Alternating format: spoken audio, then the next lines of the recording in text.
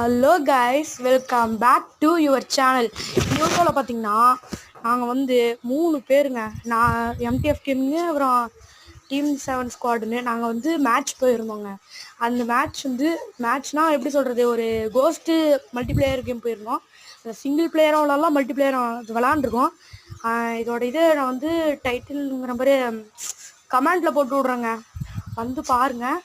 கமெண்ட்டில் இருக்கும். இந்த வீடியோ ஃபஸ்ட்டு இந்த ஷார்ட்ஸை பாருங்கள். இந்த வீடியோ உங்களுக்கு பிடிச்சா லைக் போடுங்க, ஷேர் பண்ணுங்கள், அப்புறம் சப்ஸ்கிரைப் பண்ணுங்கள்.